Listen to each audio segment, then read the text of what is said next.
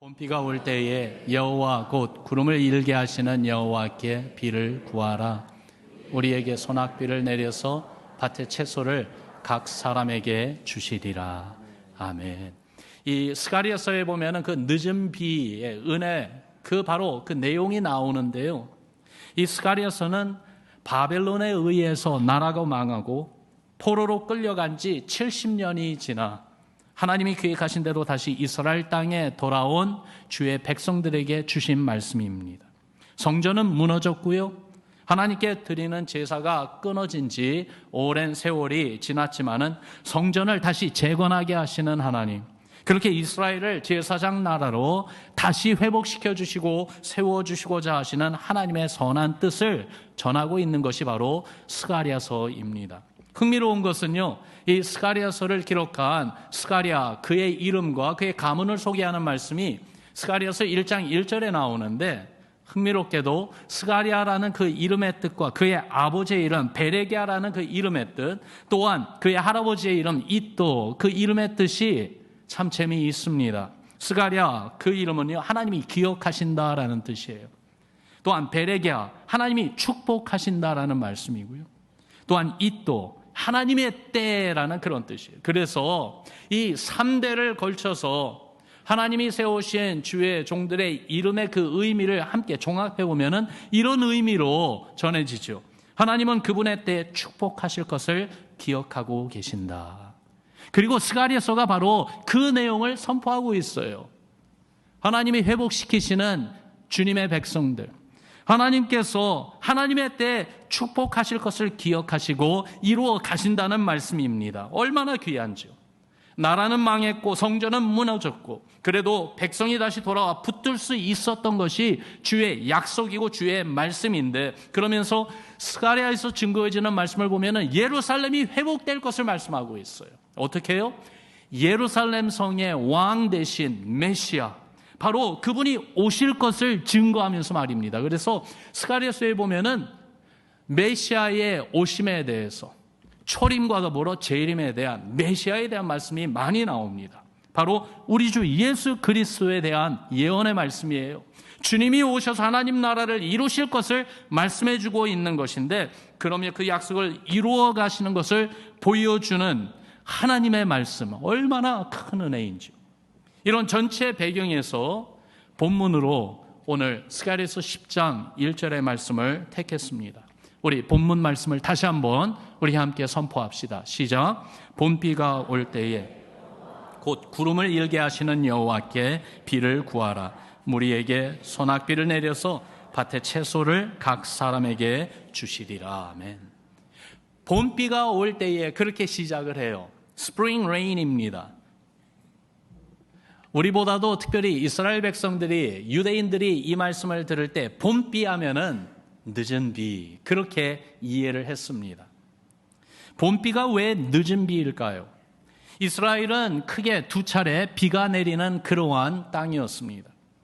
파종할 때 내리는 비가 있었는데 그 비를 early rain, 이른 비라고 불렀습니다. 이 이른 비는요, 봄에 씨를 뿌릴 때 내리는 그 비가 아니라 바로 10월 달경, 그래서 가을이 지나가며 이제 겨울을 곧 맞이하게 되는 그때에 내리는 비인데, 농부가 그때 씨를 뿌립니다. 그리고 비가 내려야 작은 씨앗들이 땅에 뿌리를 내리고 자라가기 시작하죠. 그리고 열매를 맺기 위해서 내리는 비를 the late rain, 늦은 비라고 불렀는데, 이 늦은 비는 3월이나 4월에 내리는 비였습니다. 이 늦은 비는 바로 곡식의 결실을 돕는 중요한 역할을 해 주었어요. 캘리포니아에서 살고 있는 우리들은요, 사실 이 내용이 그리 어렵지 않습니다. 금방 이해가 될 수 있어요. 왜냐하면은 우리가 사는 이 지역도 이스라엘 땅 기후와 흡사하기 때문에 그렇죠. 우리에게도 비가 오는 시즌이 언제 시작됩니까? 늦가을이잖아요. 그렇죠? 그때부터 비가 오기 시작해요. 그래서 겨울을 지내면서 비가 오다가 봄이 오고 봄이 지나갈 때에 비 내리는 이 레이니 시즌이 끝나지요. 이렇게 이른 비, 늦은 비의 컨셉이 이렇게 나타나는데, 여러분, 농사 짓고 양을 치며 살아가는 그들에게 때를 맞춰 내리는 비는 너무나도 중요했습니다. 이른 비가 제때에 잘 내리지 않으면 땅에 뿌려진 씨가 움트지 않는 문제가 생길 수가 있어요. 늦은 비가 오지 않으면 풀들과 열매들이 제대로 자라지를 못합니다. 그만큼 이른 비와 늦은 비가 적절히 내리는 것이 중요했어요. 그런데 다시 말씀을 보세요. 바로 이 늦은 비에 대한 말씀을 하시면서 뭐라고 하시는지, 봄비가 올 때에 여호와 곧 구름을 일게 하시는 여호와께 비를 구하라. 하나님께 비를 구하라라고 말씀하고 있어요. 비가 저절로 오는 것이 아니라는 것을 암시하고 있죠. 구름을 일게 하시는 하나님이 하늘에서 비를 내려주시는 것이기 때문에 그렇습니다. 이것을 잊지 말고 하나님께 비를 구하라라고 말씀해주고 계십니다. 그러나 사람들은요, 하나님이 비를 주신다는 것을 너무나도 쉽게 잊고 살아가고 있었습니다. 어김없이 이 시즌이 되면은 비가 오기 때문에 그래요. 구하지 않아도 봄철이 되면은 늦은 비가 옵니다. 그러므로 당연히 늦은 비가 올 것을 기대하면서 살아가고 있지요. 아무것도 안 해도, 사실 기도하지 않아도 때가 되면은 비가 오는데 올 비를 하나님께 간구하라 하는 것이 이해하기 힘들었을 것입니다. 그런데요, 여기 아주 중요한 내용이 있어요. 하나님은 당연한 것도 구하라고 말씀하고 계십니다. 왜냐하면 그게 신앙이고 그게 믿음이기 때문에 그렇습니다. 당연한 것을 구하지 그렇다면은 우리가 하나님을 모르는 사람들과 어떻게 구분이 되겠습니까? 그러나 우리는 당연한 것이라 할지라도 그 당연한 것, 때가 되면 하나님이 주시는 그 은혜라 할지라도 그 은혜를 사모하며 바라며 간구하는 것이 우리 믿음이고 우리 신앙이라 이 말씀이에요. 왜냐하면 그 은혜를 알고 깨닫게 될 때에 약속하신 그 은혜, 주시겠다고 하신 그 은혜, 하나님께 구하고 또 구하며 그 은혜를 받았을 때에 감사하고 그 은혜를 더욱더 기쁨으로 누리며 사는 것이 바로 우리의 신앙이기 때문에 그렇습니다. 여러분, 은혜를 아는 분은요, 내가 얼마나 은혜가 필요한지를 압니다. 그래서 날마다 은혜를 구하게 됩니다. 부족해서 구하는 것만이 아니라 주의 은혜를 떠나 산다면 얼마나 내가 비참해질 수 있는지 알기 때문에 그래서 구하는 것이죠. 동부에 있는 친구 목사님 교회는 그 교회 비전 선언문을요, 정말 하나님의 은혜를 사모하며 간구하는 그러한 내용으로 선포하셨더라고요. 은혜가 임하고 은혜가 머물고 은혜가 흐르는 교회. 여러분, 정말 우리가 부활신앙으로 살아갈 때에 매일매일 순간순간 필요한 것이 바로 이 주님의 은혜입니다. 주님의 은혜를 사모하는 여러분과 저 우리 모두 되기를 주의 이름으로 축원합니다. 특별히 늦은 비의 은혜를 우리가 알고 사모합시다. 주께서 말씀하신 것처럼 이 늦은 비의 은혜를 간구합시다. 우리에게는요, 생각해보면은 이른 비의 은혜를 이미 주셨습니다. 그리스도의 복음을 듣고 예수님을 믿어 구원받았습니다. 주의 부활의 생명이 우리 안에 심겨졌습니다. 그렇게 예수 안에 있는 우리에게 영생을 주셨습니다. 그리고 세월이 지나가고 있어요. 이 정도 신앙생활 했으면은, 그러면은 열매가 많아야 할 텐데, 내 삶이 정말 예수님의 모습으로 더욱더 많이 변하고, 그러면서 구원의 열매, 신앙의 열매, 성령의 열매들이 많이 있어야 되는데 어떻습니까? 열매가 풍성한가요? 아니면 오랜 세월 교회 생활을 하는데도 옛 모습은 하나도 바뀌지 아니하고 아직도 부끄럽고 연약한 믿음 상태로 남아있는 내 모습은 아닌지요? 왜 이렇게 믿음이 자라지 않고 있습니까?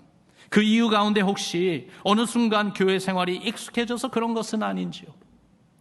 주일이 되면은 교회 오는 것이 이제는 당연합니다. 와서 예배 드리는 것, 또한 성경 공부도 하고 목장에 참여도 하고 교회 봉사도 하고 이 모든 것이 익숙해지면서 여러분, 그 가운데 간절히 주님을 사모하는 마음, 은혜를 갈급하는 마음이 잊혀져 가고 있는 것은 아닌지요? 주님이 늘 일정한 비를 내려주시니까 그 비를 내려주시는 하나님을 바라보며 사모하며 간구하며 의지하는 마음이 조금씩 사라지고 있었던 것은 아닐까요? 늦은 비의 은혜를 다시 사모하며 구하는 우리 신앙이 되기를 바랍니다.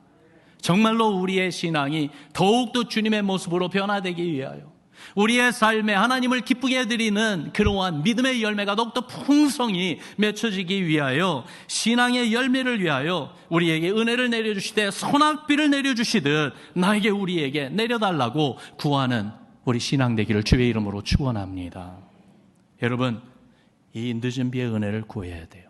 왜냐하면 만약에 우리가 이 늦은 비의 은혜를 구하지 않는다면 어떻게 되는지 보세요. 1절 말씀에 하나님께 그 늦은 비의 은혜를 구하라 라고 그렇게 말씀해 주시는 주님이 그렇지 않을 때 2절에 경고의 말씀을 주십니다. 2절을 보니까 우상들은 거짓말을 하고 점쟁이들은 헛된 환상을 본다. 그들은 거짓 꿈 이야기를 하며 헛된 말로 위로한다. 그러므로 백성은 길을 잃은 양과 같고 목자가 없으므로 고통을 당한다. 쉬운 성경 번역으로 읽어드렸어요. 늦은 비의 은혜를 구하지 않으면은 2절 말씀을 보니까 어떤 현상이 일어나는가? 하나님의 백성이 우상에 빠진다는 겁니다. 거짓되고 헛된 그 우상을 쫓아가게 된다는 것입니다. 우상이 무엇인지 우리는 알지요. 하나님 말고 어떤 것이든 내 마음 중심에 자리 잡고 있는 것 아니겠습니까? 생각해보면 사실 이 세상은 우상으로 가득합니다. 우리가 살고 있는 이 시대도 마찬가지입니다. 현대인들에게 우상이 무엇인가 생각해 보니까 이렇게 정리할 수 있더라고요. 첫 번째는 물질주의가 우상이에요. 돈이면 뭐든지 다 된다는 그 생각 말이에요.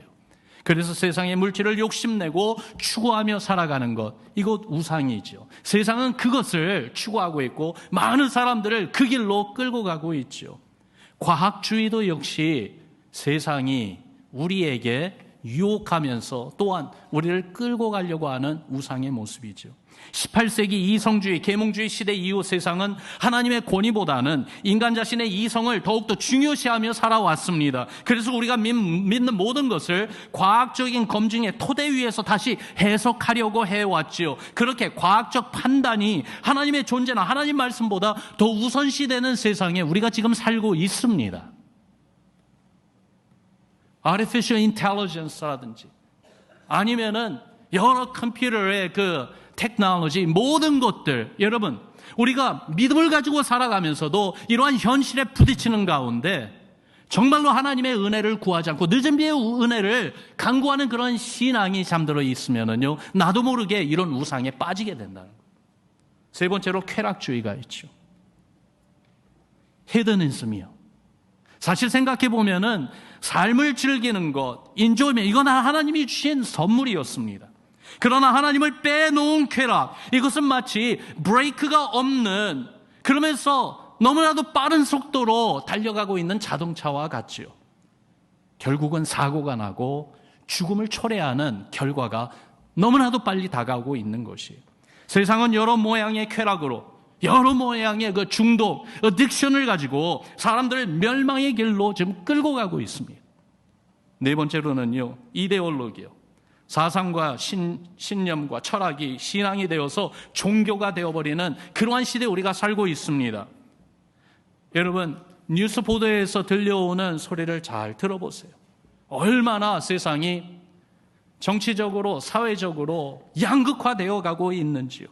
결국 자기의 이데올로기를 주장하며 사는 포스트모던 시대에 우리가 살고 있는 것 아닙니까? 그 가운데 참된 진리 되시고 모든 것의 기준 되시는 하나님을 무시하고 대적하는 세상, 그 세상 안에서 우리가 살고 있습니다. 만약 우리에게 은혜를 주시는 하나님을 잊고 그 은혜를 구하지 않고 살아간다면 얼마나 나 자신을 이런 세상의 우상으로부터 지켜낼 수 있다고 생각합니까? 여러분, 너무 쉽게, 너무 빨리 온갖 우상에 빠져들지 않겠습니까? 우상으로 가득한 세상에서 살았지만은 자신을 지켜낸 믿음의 사람들을 우리가 성경에서 많이 봅니다. 그 중에 대표적인 인물 중에 하나가 다니엘이지요.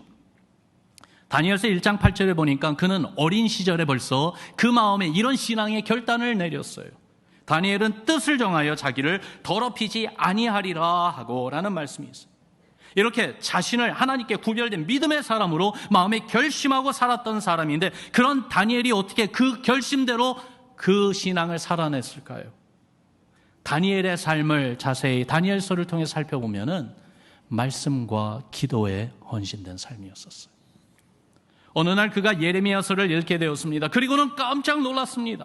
바벨론 포로 기간이 70년이 되면은 하나님께서 주의 백성을 다시 이스라엘로 돌아오게 하겠다는 약속이 적혀 있는 것을 알게 되었습니다. 이 사실을 알았을 때 다니엘이 어떻게 했는지 여러분 보세요. 다니엘서 9장에 보니까 1절부터 3절에 있는 말씀.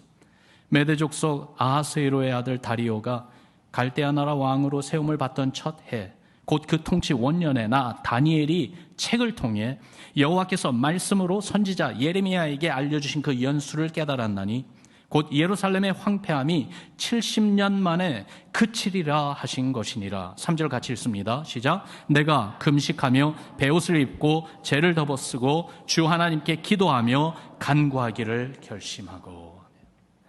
주의 말씀을 대하고 그 말씀을 깨달았을 때 다니엘은요 그냥 거기에서 끝나지 않았어요. 그 말씀에 대해서 그가 반응을 하는데 베옷을 입고 재를 덮어쓰고 금식하며 기도하기를 결심하고 기도했다고 말씀하고 있습니다. 약속된 은혜, 회복의 약속을 알게 되었을 때 주의 은혜가 임하게 해달라고 회개하며 기도했다 이 말씀입니다. 사자굴에 던지움을 당하는 위기에서도 다니엘의 기도는 그치지 않았습니다. 그리고 역사가 증명하듯 하나님의 약속은 다니엘의 기도 가운데 이루어졌죠. 여러분 정말 늦은 비의 은혜를 구해야 됩니다. 주께서 우리에게 주신 이 약속의 말씀을 붙들고 기도하는 기도가 살아있어야지만이 되겠습니다. 예수님의 제자들도 보니까 주의 약속을 붙들고 기도했던 것을 우리가 압니다. 주님의 부활을 두 눈으로 직접 목격했습니다. 그들이 보는 앞에서 예수님의 하늘로 승천 받으시는 모습도 보았습니다. 그리고 나서 그들에게 남겨진 것은 주님이 약속하신 약속의 말씀이었습니다. 몇 날이 못되어 성령을 받을 것이라고 하셨지요. 성령이 임하면 너희가 권능을 받고 온 세상에서 그리스도의 증인이 된다고 하셨어요. 그러니 예루살렘을 떠나지 말고 약속하신 성령을 받으라고 하셨는데 제자들이 어떻게 했는지 보세요. 먼저 그들은요 흩어지지 않았습니다. 함께 있었습니다. 그러면서 사도행전 1장 14절에 보니까 마음을 같이하여 오로지 기도에 힘쓰더라 라고 기록하고 있습니다. 주의 말씀을 붙들고 기도했어요. 그런 가운데 오순절 날 성령이 그들에게 임했죠. 성령 강림의 사건은 늦은 비의 은혜가 되었습니다. 그래서 그들이 성령을 받았을 때에 담대한 신앙을 얻게 되었고 예수 부활의 복음을 전하게 되었는데 그들이 복음을 전할 때 구원의 사건들이 일어났어요. 수많은 사람들이 구원받았고 그 가운데는 제사장 무리들도 있었습니다. 바로 예수를 대적하여 십자가 처형을 받게 하는데 선동했던 사람들입니다. 그런 원수들에게까지도 하나님의 긍휼이 임하는 것을 직접 눈으로 볼 수가 있었습니다. 우상으로 가득한 세상, 그런 세상으로 인해서 우상에 빠지지 않기 위해 우리가 해야 할 것 동일하다고 봅니다. 다니엘처럼 예수님의 제자들처럼 우리도 주의 말씀, 늦은 비의 은혜를 구하라는 그 말씀을 붙잡고 기도하는 우리 교회 되기를 주님의 이름으로 축원합니다. 여러분 우리 시대에 늦은 비의 은혜가 필요하지 않겠습니까? 여러분 한번 생각해 보세요. 늦은 비의 그 은혜, 하나님이 소낙비처럼 부어주시는 그 늦은 비의 은혜가 우리에게 임함으로써 우리의 삶이 급격하게 변화가 되고요. 그러면서 주님이 기뻐하시는 성령의 열매, 구원의 열매, 놀라운 하나님 나라를 증거하는 그러한 열매들이 막 나타나기 시작할 때에 얼마나 큰 기쁨과 감격을 우리가 맛볼 수 있는지 여러분 늦은 비의 은혜를 사모하며 주께서 말씀하신 것처럼 그것을 구하는 우리 모두 되기를 주님의 이름으로 축원합니다. 주님은요 우리에게 늦은 비의 은혜를 주기를 원하십니다. 그 은혜를 가져다 주시는 분에 대해서 말씀해 주고 있어요. 4절 말씀해 보니까 우리 같이 읽어봅시다. 시작. 모퉁이 돌이 그에게서, 말뚝이 그에게서, 싸우는 활이 그에게서, 권세 잡은 자가 다 일제히 그에게서 나와서.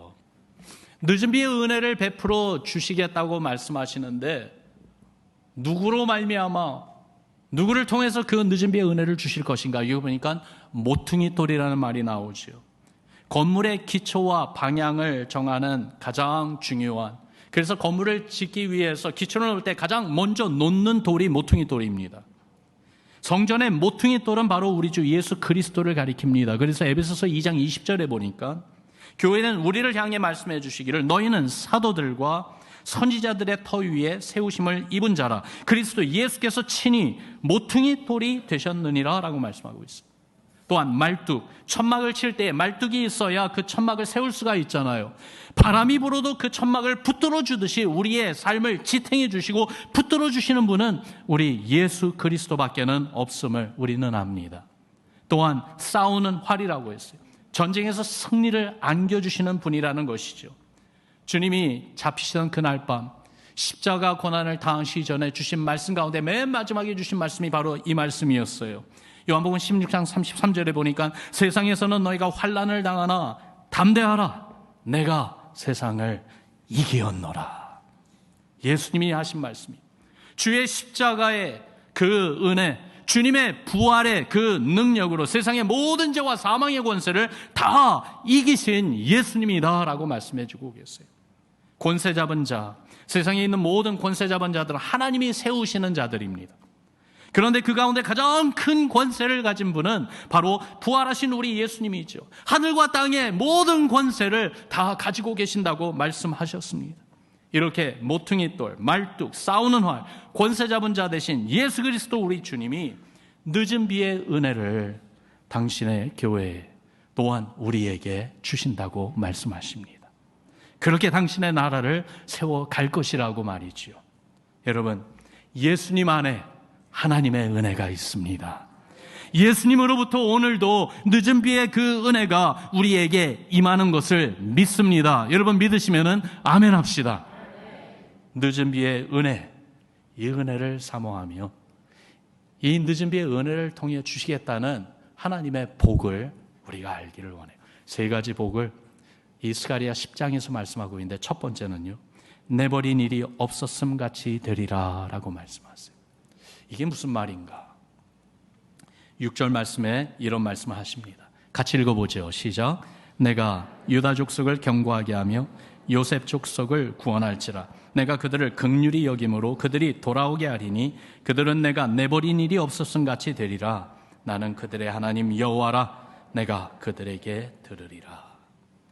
이스라엘이 망했을 때에 하나님의 백성들은 그렇게 이해했어요. 하나님이 우리를 버리셨구나. 우리의 죄로 인해서 하나님이 우리에게 진노하심으로 우리를 버리신 것이구나. 버림을 받았다는 것, 그것으로 인해서 오는 아픔과 상처는 너무나도 깊습니다. 그런데 늦은 비의 은혜가 임하면은 여러분, 이 말씀이 뭐라고 말씀하고 있어요? 버림받은 일이 없었던 것처럼 될 것이다, 그렇게 말씀하고 있어요. 인생을 살아오면서 상처를 받지 않은 사람이 있겠습니까? 갓 태어난 신생 아기를 보면은요, 흠 하나 티 하나도 없어요. 얼마나 살결이 뽀얗고 점 하나 없이 얼마나 정말 아름다운지요. 그런데 이 아이가 자라가면서 상처도 생기고 흠도 생깁니다. 겉에 몸에 나는 그 상처만이 아니라 더 심각한 것은 우리가 인생을 살아가면서 겪게 되는 아픔과 고통을 통해서 마음에 생기는 상처지요. 정말로 그 scar, 때로는 그것 때문에 너무나도 괴롭고 힘들어할 수밖에 없는 것이 우리의 인생인데, 사랑받지 못해서, 인정받지 못해서, 거절당하고 버림받는 이 상처는 너무나도 깊고 지워지지 않는 아픔이고 부끄러움이 될 수가 있죠. 그런데요, 여러분 잘 들어보세요.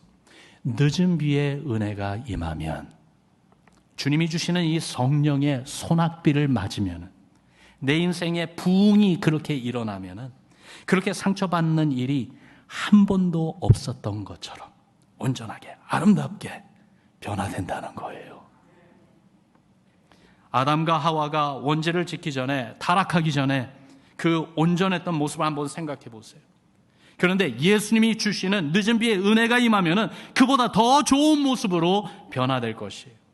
죄 없는 의로움만이 아니라 하나님의 자녀로 사랑과 은총을 받고 누리는 예수님의 생명만큼이나 너무나도 존귀한 존재라는 것을 알게 되는 그 기쁨과 감격이 우리의 삶에 넘치게 된다는 것이죠. 사랑하는 성도 여러분, 정말 우리가 내버린 일이 없었음 같이 되는 이 복을 사모하기를 바랍니다. 그래서 정말 늦은 비의 이 은혜 나에게 주옵소서, 우리 가정에 주옵소서, 우리 교회 주옵소서 간구하며 매달리며 부르짖는 우리가 되기를 바랍니다. 두 번째, 주님의 주시는 복은요, 주의 휘파람 소리를 들을 것이라고 그랬어요. 8절에 보니까 이런 말씀이 있어요. 또 읽어봅시다. 시작. 내가 그들을 향하여 휘파람을 불어 그들을 모을 것은 내가 그들을 구속하였음이라. 그들이 전에 번성하던 것 같이 번성하리라.